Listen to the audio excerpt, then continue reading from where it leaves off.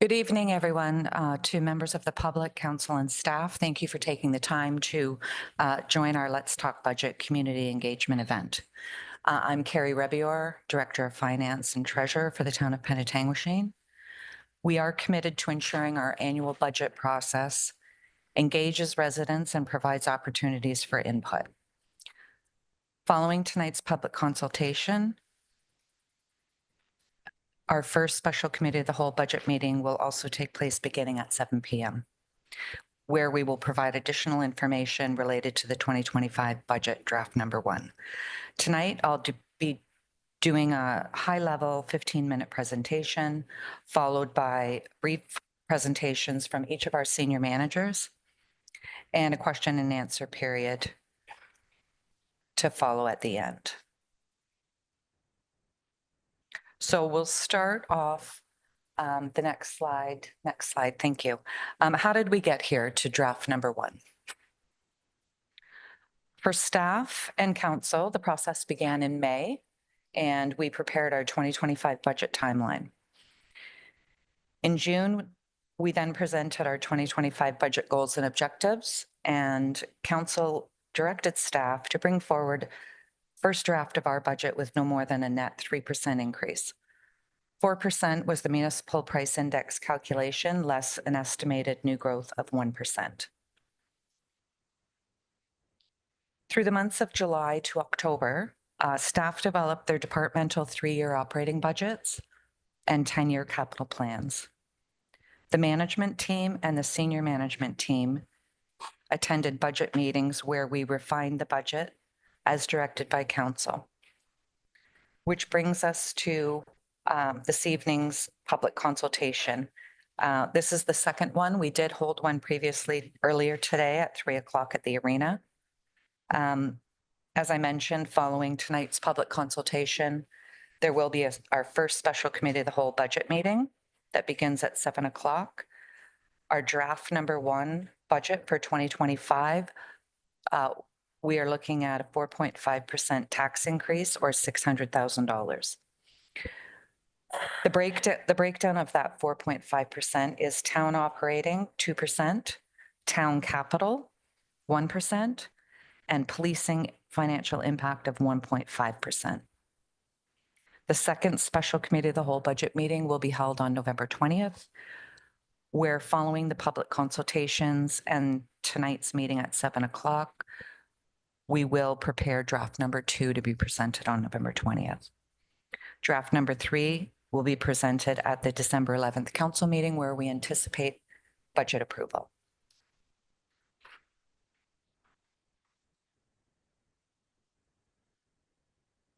This slide just shows a visual of the departmental breakdown of our 2025 total operating and capital budget from all funding sources.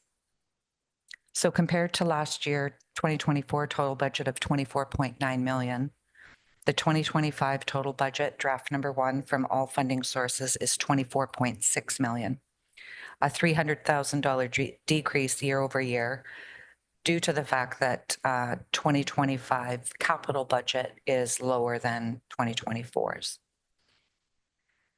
Departmentally, 59% of our total $24.6 million budget is related to transportation and environmental, which is public works and roads, water and wastewater. 12% is the share for recreation and community services, 10% for finance and corporate services, 9% for policing, 5% for fire, 4% for planning and development, and 3% for the library.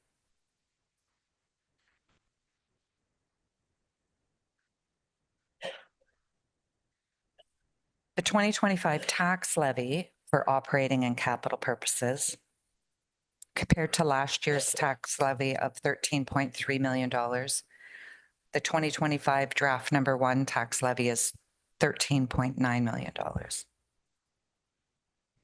an increase of the $600,000 that I mentioned previously. The tax levy for operating and capital purposes, 25% is related to transportation and environmental, which is our core infrastructure of roads, water, and wastewater. 20% is for capital purposes, 15% is for policing, 14% is for recreation and community services, 12% of our tax levy is for finance and corporate services, 6% is for fire, 4% for planning and development, and another 4% for the library.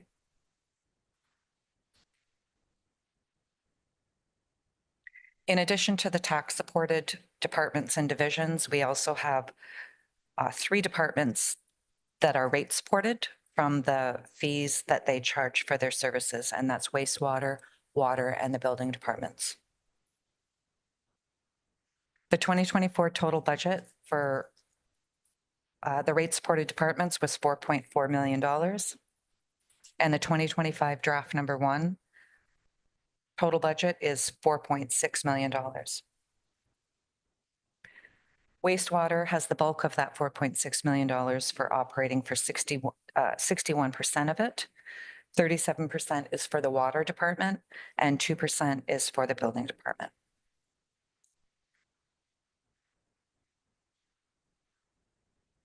Every year we are faced with major budget changes. And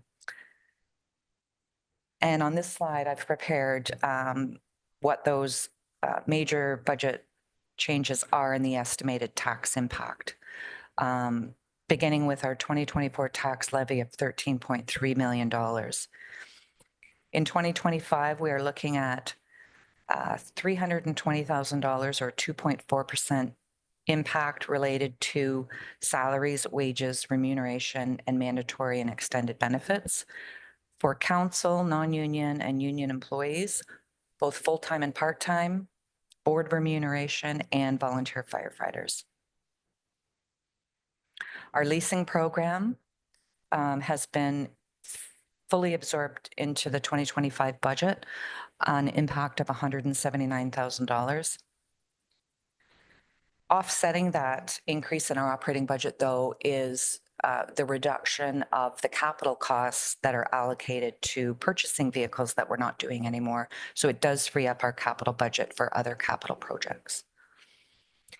Insurance, we don't know what our 2025 renewal rate is yet, but we've estimated 10% or $33,000 increase. Transit agreement with the town of Midland, we are looking at a $50,000 increase to the contracted service agreement cost. The estimated new assessment growth that we have included in the 2025 budget draft number 1 is 1.5% in new growth, or about $200,000 in additional revenues.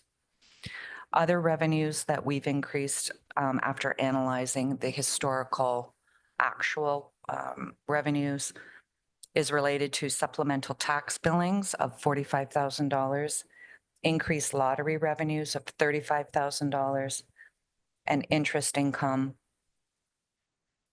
of $29,000.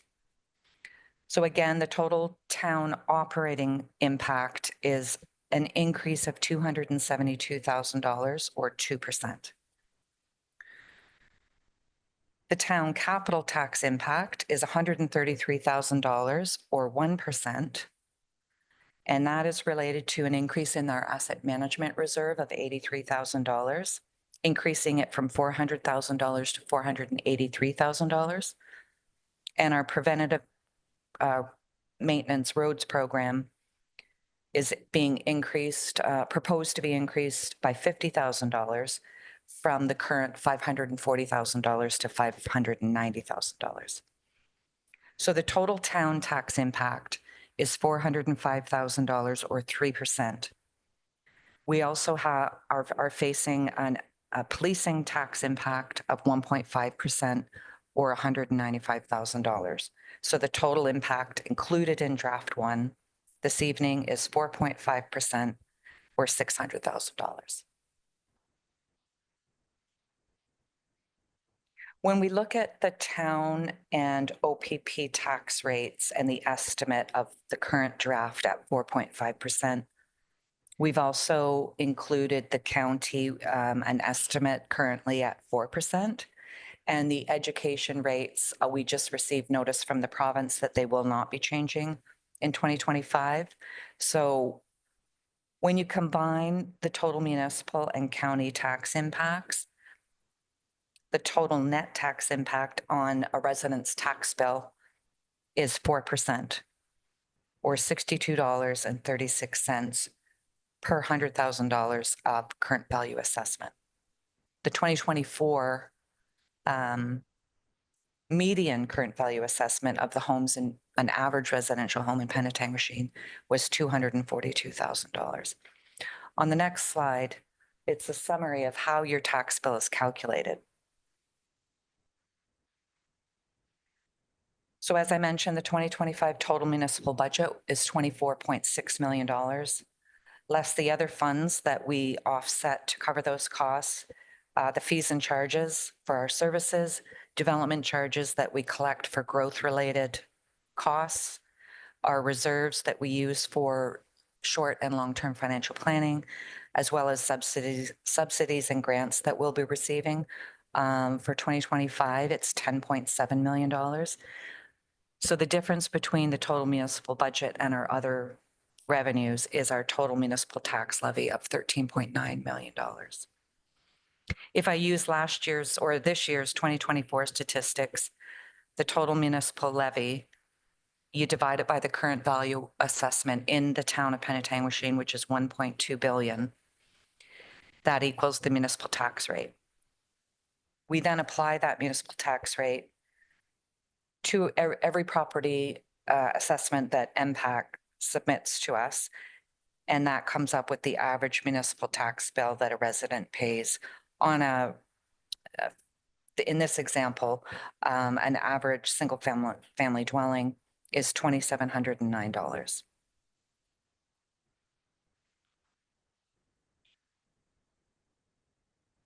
This slide just breaks down how your tax dollar is spent.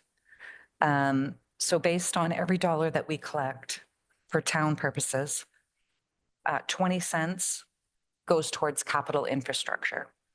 20 cents goes to public works and roads. 15 cents goes to policing. And 14 cents goes to recreation and community services. 7 cents goes to administrative and corporate services. 6 cents for every dollar goes to fire and emergency services. 4 cents for the library. 3 cents for debt repayment. And the rest of the divisions are at 2 cents for every dollar that we collect.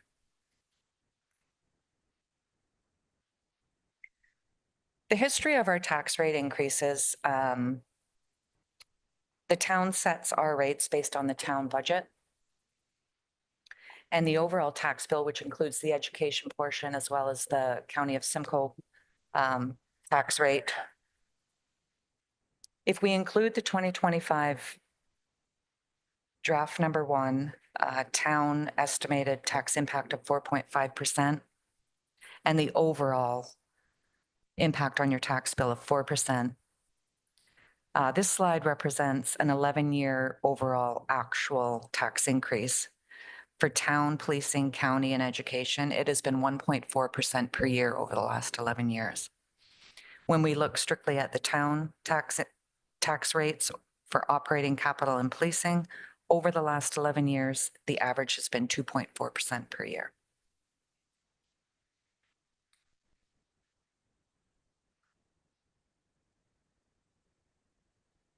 Every year, staff does prepare a 10-year capital plan for their departments and divisions. 2 years in particular, 2025 and 2026, council will review in greater detail and approve 2 years of capital projects. And the 2025 and 2026 total capital investment from all funding sources is $12 million. $7.2 million in 2025 and $4.8 million in 2026. The majority of the $12 million over the next 2 years is 53% is for public works and roads, 12% is for water, 12% is for wastewater, 11% is for recreation and community services. Again, the bulk of our budget, the bulk of operating and capital is typically those larger services that we provide. Fire and emergency services, total capital investment is 3%. Planning and development is 3%. Legislative services is 2%. Administrative projects, 2%, and library at 2%.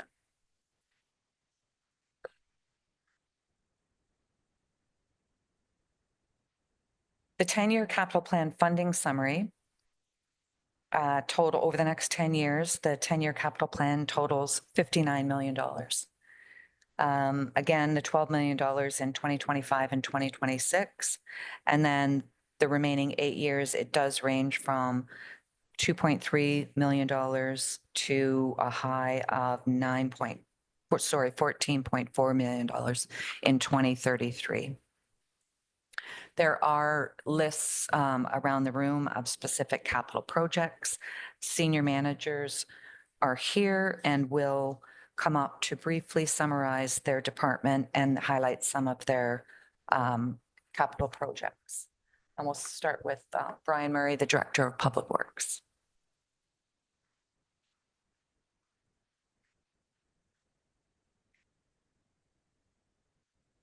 Thanks, Carrie. As Carrie indicated, I'm Brian Murray, Director of Public Works for the town.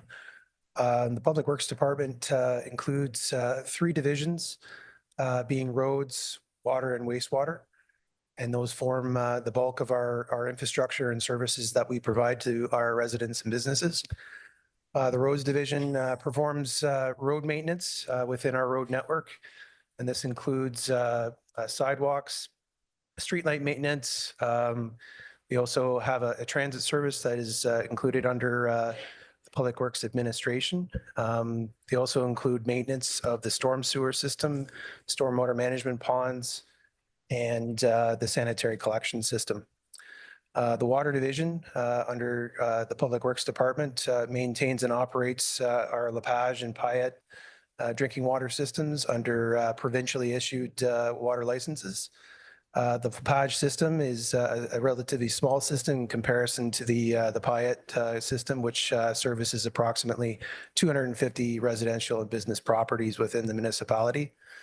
As of right now, we employ a chief water operator and 3 licensed water operators and a water meter technician.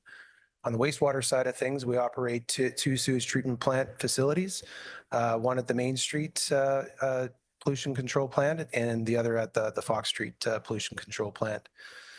We operate a system with the 2 treatment plants. Our wastewater staff maintain and operate 5 sewage pumping stations, which provide pumping for the various collection systems within the municipality. We have a chief wastewater operator and 3 wastewater operators that are classified as Class 3 wastewater treatment operators. That's the bulk of the staffing complement and services that we provide to the municipality. The operating budget that's being presented to council tonight includes some modest increases in terms of gravel road maintenance. A lot of the cost centers within the roads division, tree maintenance, storm sewer maintenance, ditching and drainage maintenance increases to accommodate increasing requests for maintenance. By far our biggest request is, and Carrie referred to this earlier in her presentation, is our preventative road maintenance, which we are proposing to increase our budget from $540,000, which was the budget in 2024, to $590,000. So increasing that budget by $50,000, which is the biggest increase within the roads division. Our water wastewater departments, we are increasing those budgets to reflect increasing costs associated with parts and maintenance costs, but largely keeping those status quo or increasing them slightly to increase those increasing costs. The capital program, I'll go over the highlights, which include public works or roads, taxation funded projects, and water and wastewater projects. By far the biggest project that we're presenting for next year is the Fuller and Robert Street signalization construction project. So that'll be the largest project that we'll be undertaking in 2025. Under roads in the capital program, we have vehicle replacements. We're proposing to replace one of our tandem snow plows and a backhoe loader. Under the wastewater side of things, we are looking at doing a sewer rehab project on Fox Street that will allow us to tighten up that sewer system and reduce the amount of extraneous flows that are being seen at the Fox Street plant. The Fox Street collection system is located, as everyone may know, is located along the waterfront, and it's subject to high groundwater table, which presents an issue with inflow and infiltration into the system. So through this rehab project, we're looking at sealing that sewer system, reducing the average day flows that we're receiving at the Fox Street plant, and thereby increasing our capacity for future development within that capacity of 1,500 cubic meters a day. Under the water division side of things, we do have a large water main transmission water main rehab engineering project for next year, which is to rehabilitate the existing transmission water main, 10-inch cast iron water main from Church Street to Fox Street. And that is one of our main transmission water mains that feeds the lower zone. And it was installed in and around 1910. So it's well over 110 years old. So that is by far the biggest project that the water division has got on the books for next year and into the future. We do have SCADA improvements, which is our monitoring system for our water division. SCADA improvements actually for both water and wastewater divisions to improve our system there. And the SCADA system, for those that aren't aware, allows us to remotely monitor and operate pumping stations in and around the municipality. In 2026, our biggest project, which includes a taxation, water and wastewater component, is the Peel Street reconstruction project, which is scheduled in 2026.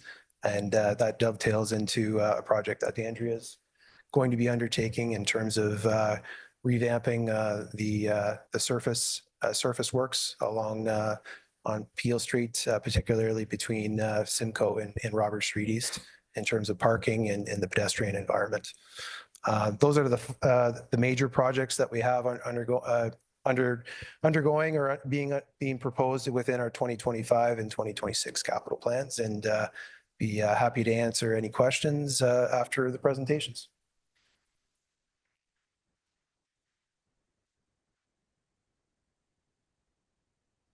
Thank you, everyone, and welcome. My name is Andrea Betty, and I'm the Director of Planning and Community Development for the town of Penetanguishene.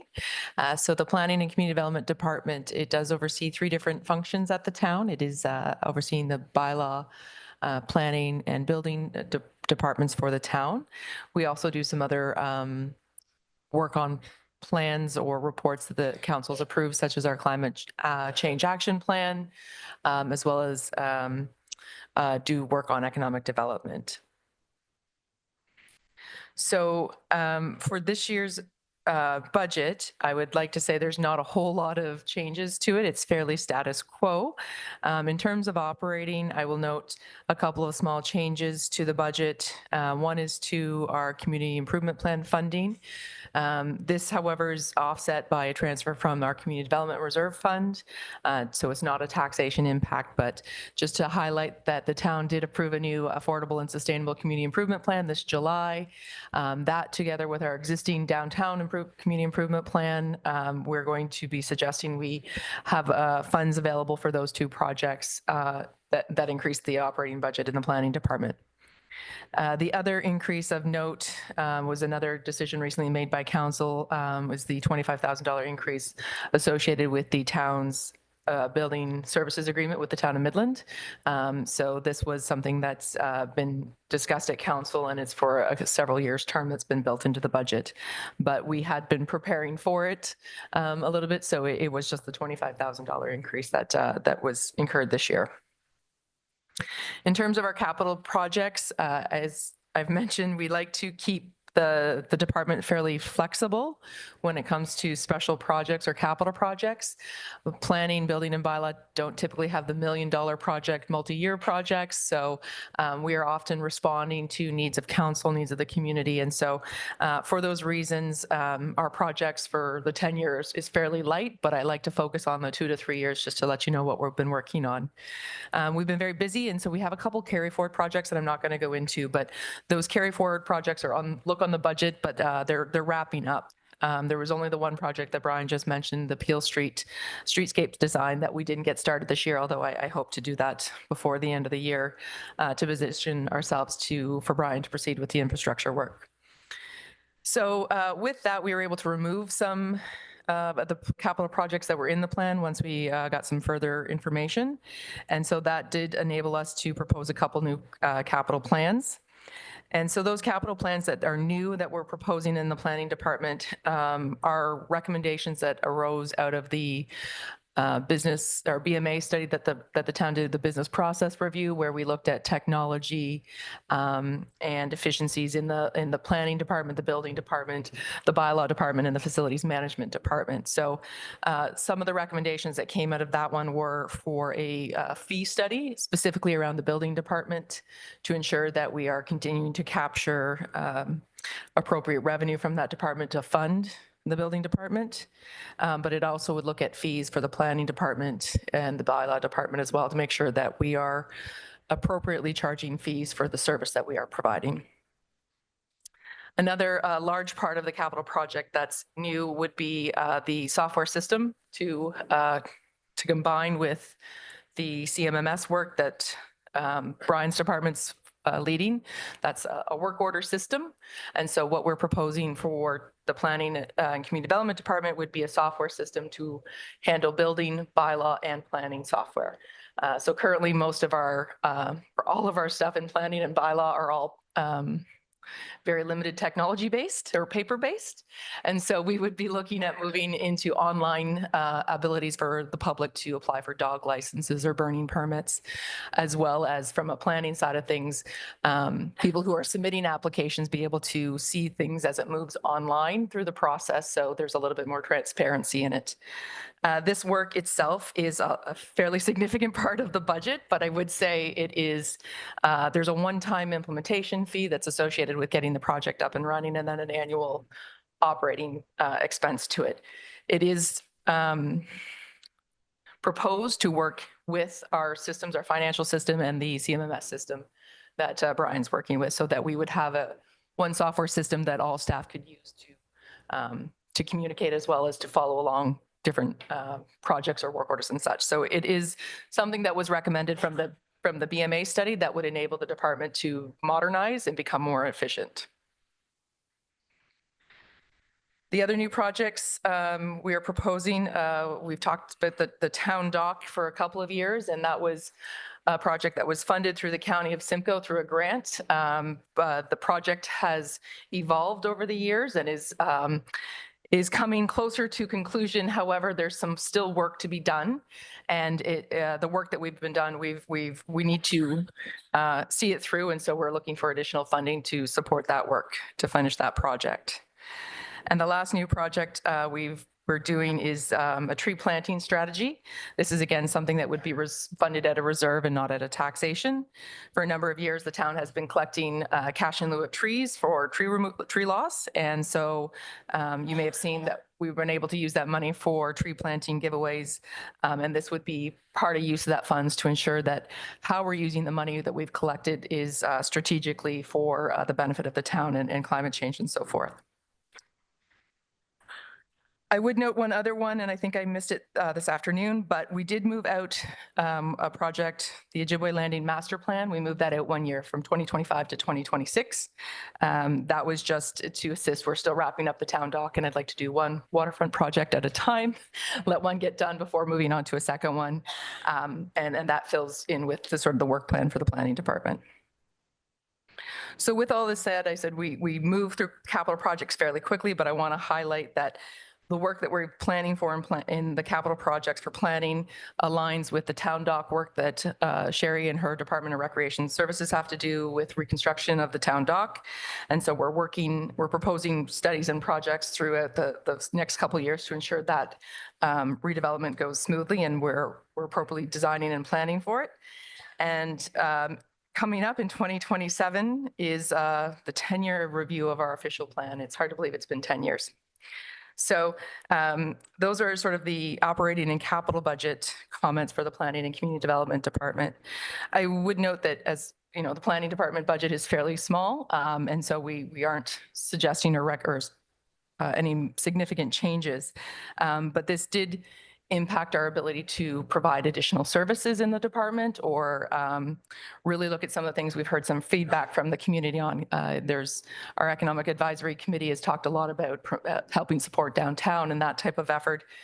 So there was limited opportunity for us to really put additional revenue towards some of those activities that we have done. So I'll look forward to any questions.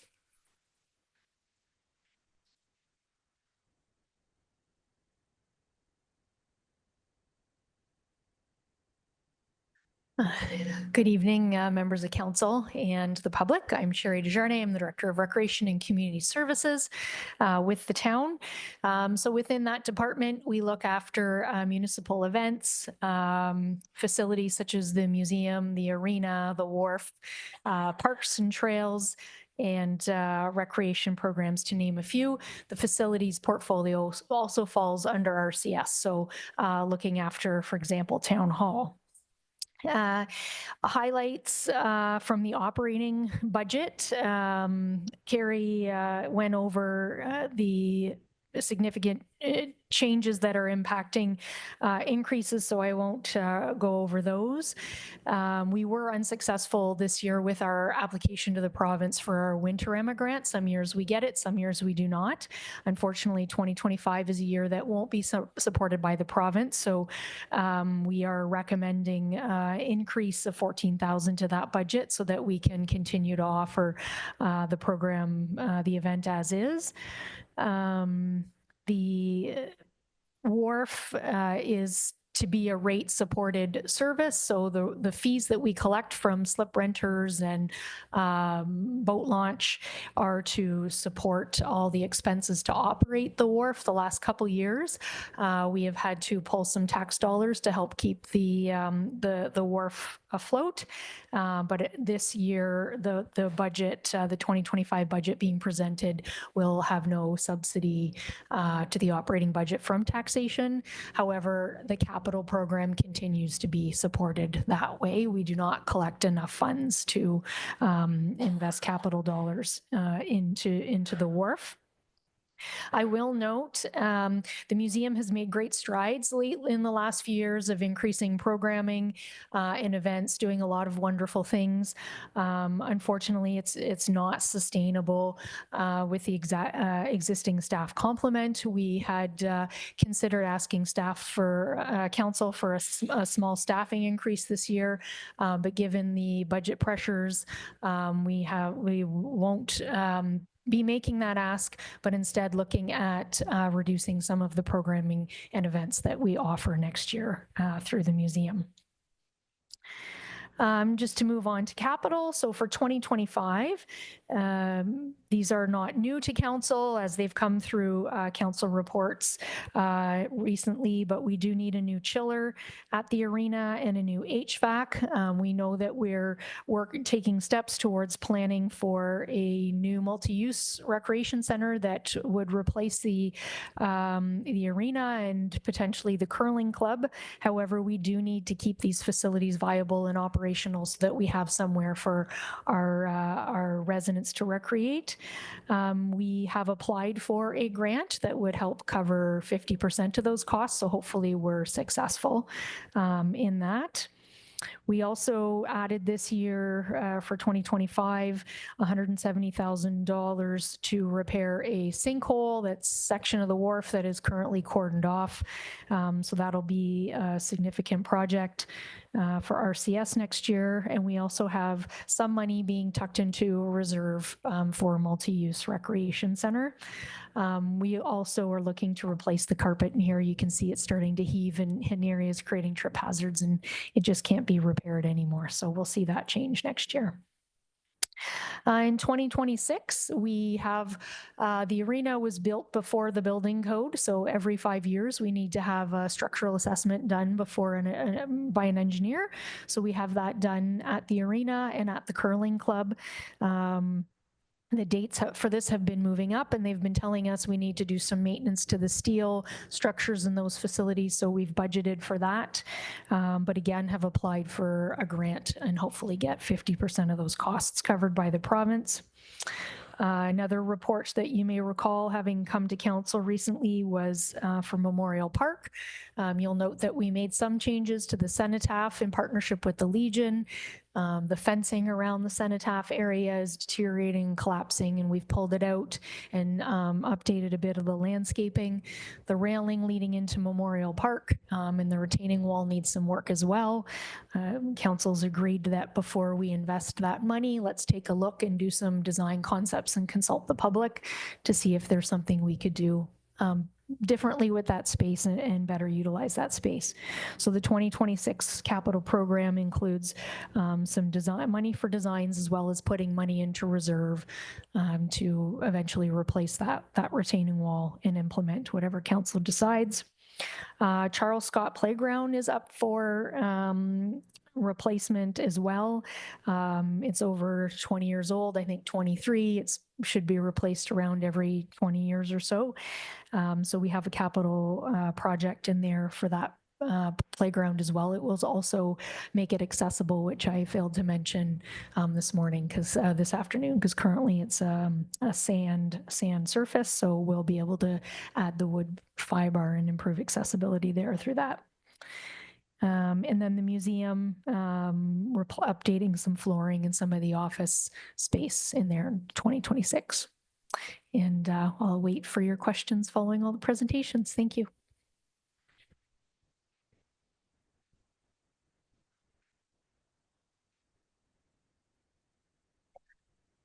Hey, good evening. I'm Christine Heighton. I'm the Director of Human Resources and Health and Safety. My department consists of 2 staff members. And as part of Human Resources and Health and Safety, our accountabilities include things like strategic human resource planning and recruitment, performance management, learning and development, which includes training as well, employee relations, participation and communications, compensation and benefits, as well as health and safety and general well-being of our staff. In order to achieve some of the accountabilities, we aim to provide quality services to attract, develop, and retain town staff, foster a culture of engagement and inclusion, provide innovative HR policies, procedures, and programs that add value to the organization, ensure employees have resources and tools to do their jobs. Some of our goals for 2025 is to continue our positive labor relations, and that is through ongoing regular communications, meetings, and discussions with our staff. Enhance corporate health and safety, and that's through ongoing review of work procedures, standard operating procedures, and working with our Joint Health and Safety Committee. And continue to focus on initiatives that support employee well-being. We also plan to lead efforts to foster diversity, equity, inclusion, and increase the use of HR technology to improve data management and streamline our processes. As part of our operational budget for 2025, the goals that I've mentioned don't have any cost implications to the budget, except for our payroll and HRIS system that we're in the home stretch right now and implementing. Currently, right now, that process is being done in our finance department, so that is shifting over into human resources. So the data processing that occurs with that platform will cost about $20,000. But as I said, that's shifting from finance over to human resources. And we do not have any capital projects that we've planned for 2025. So welcome any questions afterwards.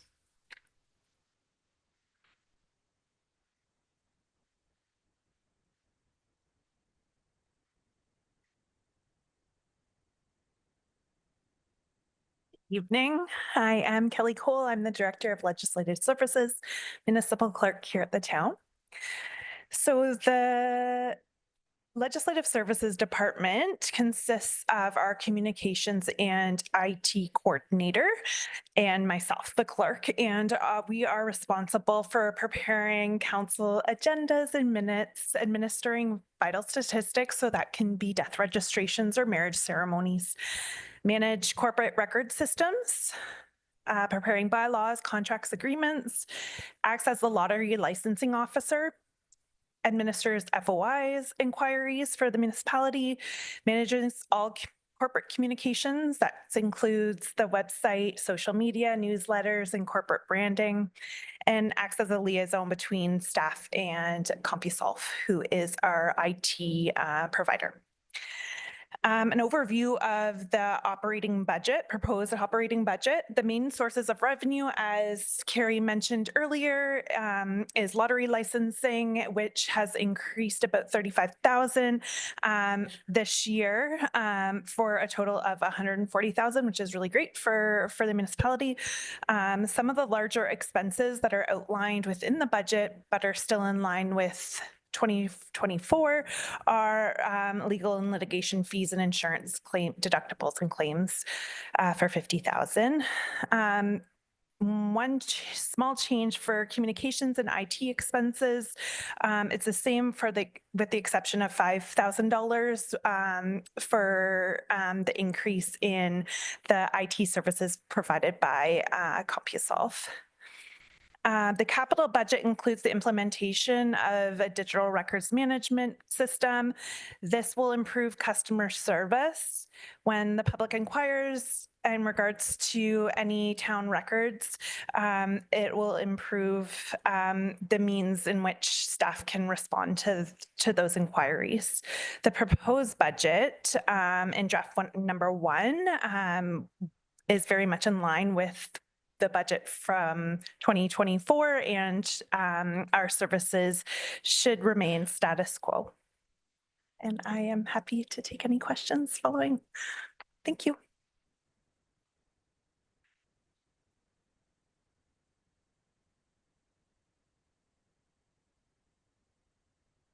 Good evening, everybody. Council, members of the public.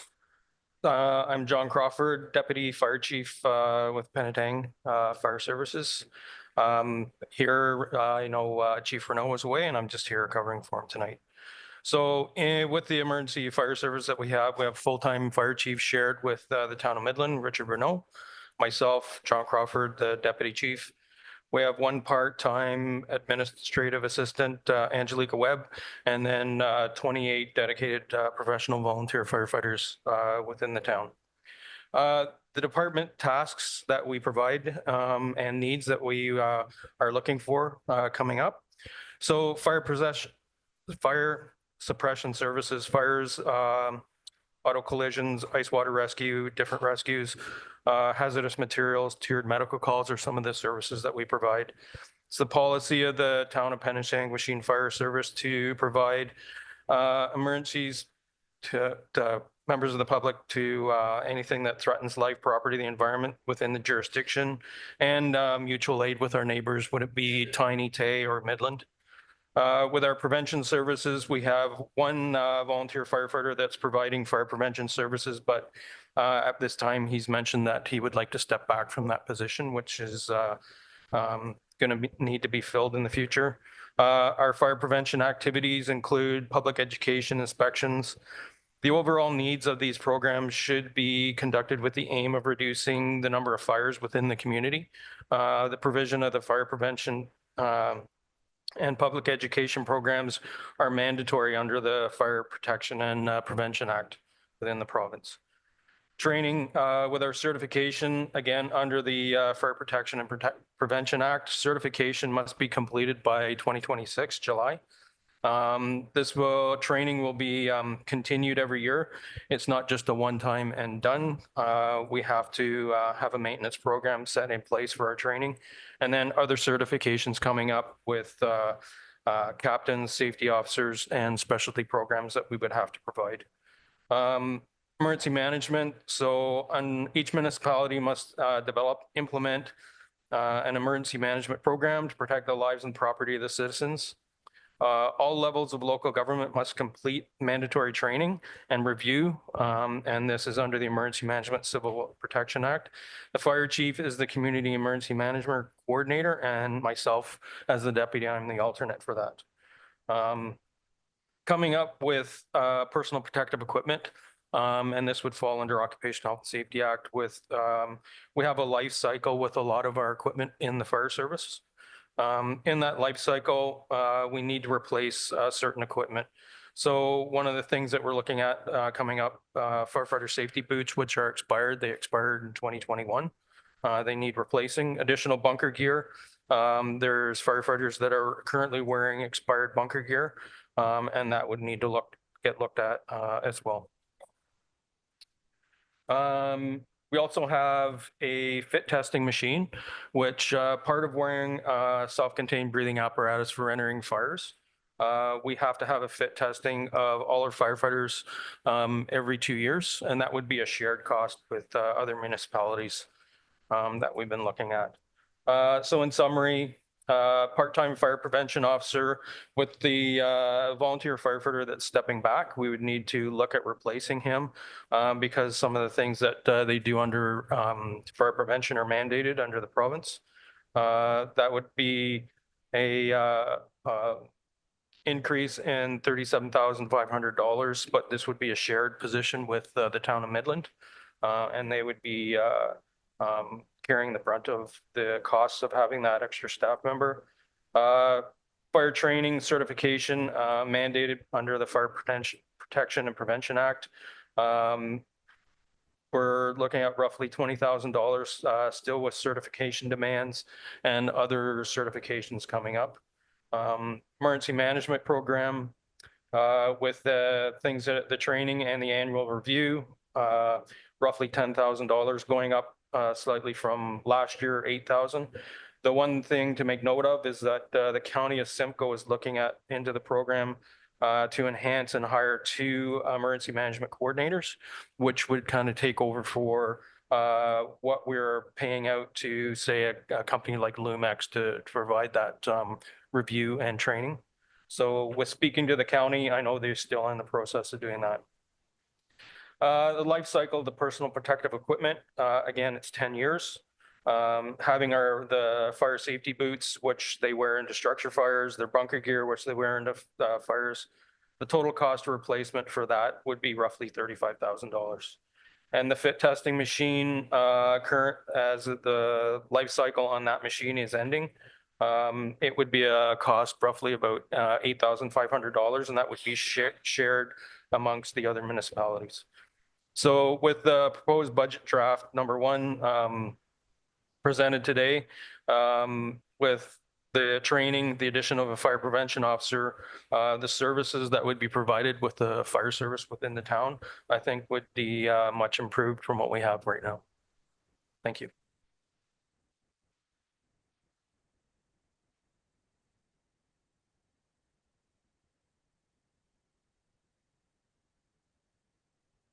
Thank you to all of the senior managers that is the end of the formal part of the presentation. And is there any specific questions based on anything I presented or any of the senior managers? Any questions for them?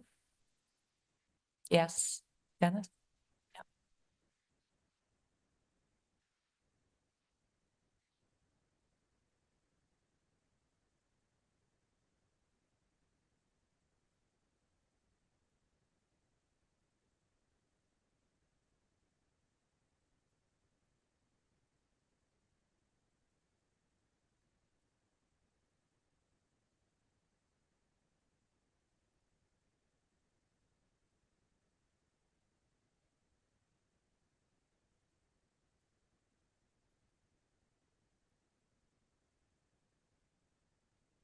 Thank you for the comment.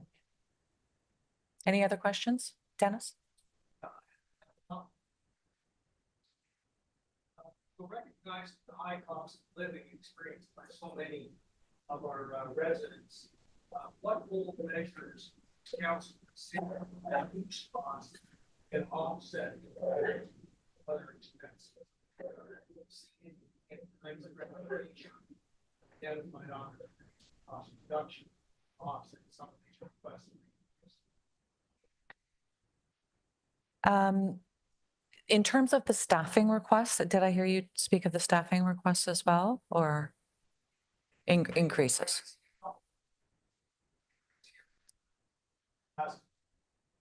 Hires, one is higher bench inspector, the other one later on is for additional help with mechanics in Ryan's area. So those staffing requests are going to be presented to committee of the whole this evening at the 7 o'clock meeting that starts. They're not currently included in draft one of the 2025 budget. But as far as reduction of costs, the major drivers that we had to deal with in terms of new 2025 costs, based on agreements or based on contract shared services, uncontrollable costs that are included in draft one, like they total on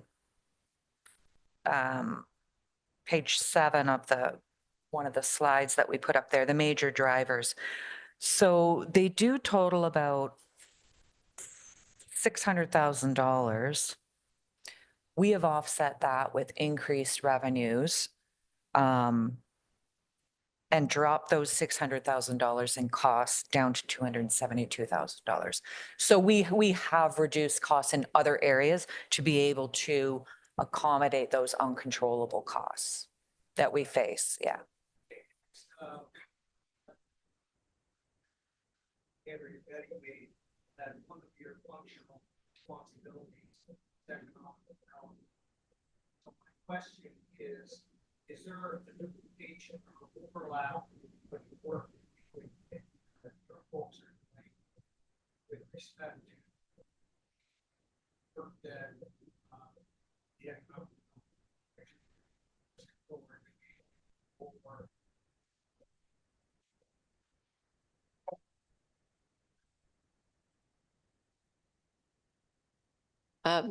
So in terms of economic development services, I would say it's teamwork. It's a group of individuals doing different things. From a planning perspective, we have a role around economic development. Sometimes we're the first point of contact. And so that's the role we play in it from a planning lens. We do have as part of the planning, so our overarching is our participation through EDCNS and our collaboration with them. So they have participated on our advisory committees and we speak with them routinely, just getting a sense of how we're working together towards economic development. So I would say no, I'm not an economic development officer and that's not the services we provide, or not the same as what other economic development services are in the town's budget.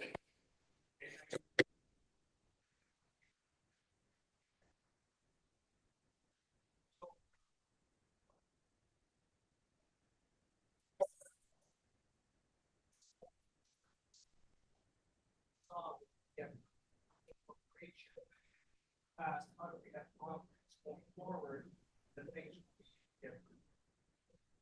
We're not just going to be another region. I'll respond in part to your comment, Dennis. Currently in the 2024 budget year that we're currently in, we did not fund anything towards EDCNS, just in terms of the money that they had already. Staff were directed by council to investigate economic development initiatives, which they have done or are in the process of doing. I believe a report is going to be coming forward maybe next month, is what I heard. And also through the 2025 budget process, that is going to be something that council is going to have to consider in terms of funding any economic development initiatives, whatever they may be.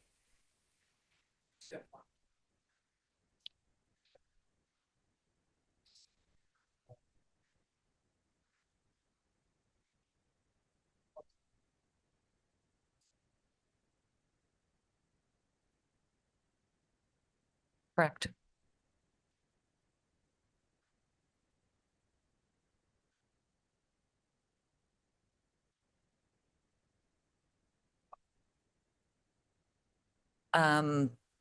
That's not for me to say why we own the airport.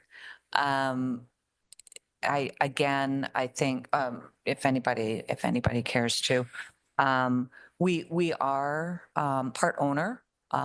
We are in agreement under bylaw with Chinese and Midland in terms of ownership of the Huroney Airport Commission. And we do contribute towards their operating. In addition, they generate their own revenues, but we do contribute to the tune of about $35,000 to $40,000 for their operating, as well as some capital. Not every year we don't provide capital, but this year they asked for $6,100 in capital.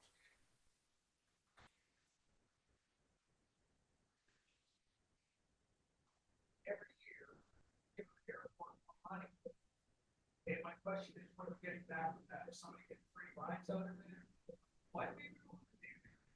Barry sold her, got out of the airport. It's worth a darn to get out of the airport. Why are we still in the airport? Again, I think that is obviously a discussion to be had with your council members. But also it, I think, forms part of the economic development discussion that we will be having.